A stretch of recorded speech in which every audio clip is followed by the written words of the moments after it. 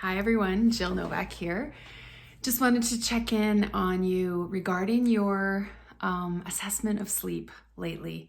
And I know some of you have been starting to chart your sleep, starting to pay attention to the last bite you put in your mouth, how you are respecting the evening time and going to bed before you get your second wind, and then how you're feeling upon rising.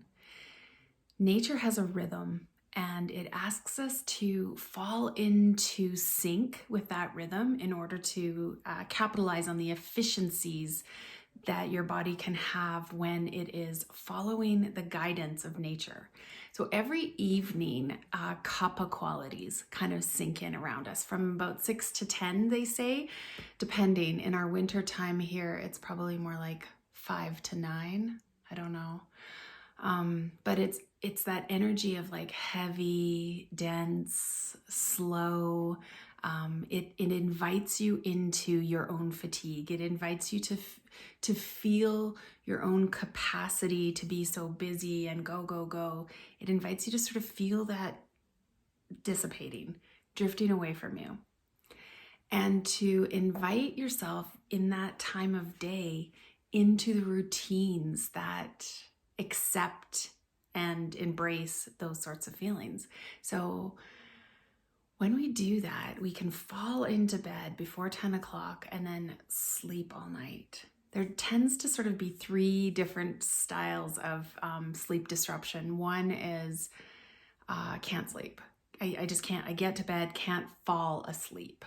And the second one is you fall asleep fine, but wake up after 2 o'clock in the morning sometime, and then it's like bing, wide awake, can't sleep then. And then the third one is that you actually go to sleep, you get 8 hours, and for all intents and purposes, it was a really deep, heavy sleep, but you don't wake refreshed. And that is sort of a third type of sleep. So we start to watch what qualities are happening in our own body. And when we can see what things are affecting us, that's when we know what to balance. Sometimes we need to bring in a bit more of that heavy, dense quality, especially if one of those first two is happening to us. We're either not being able to fall asleep or we're waking up in the middle of the night. We might need a heavier blanket on our bed.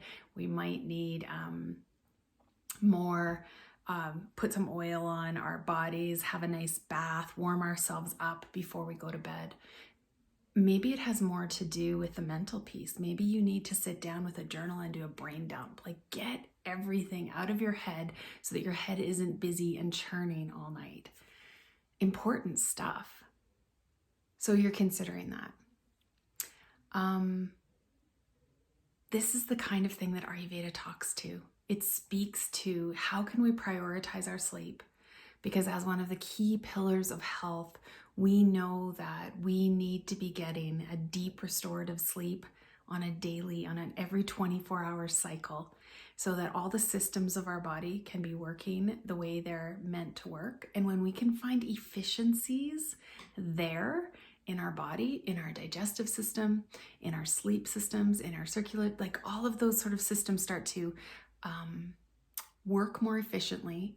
And then all the energy, the excess energy that they're not using gets folded over and offered to you to be able to use that energy for something else.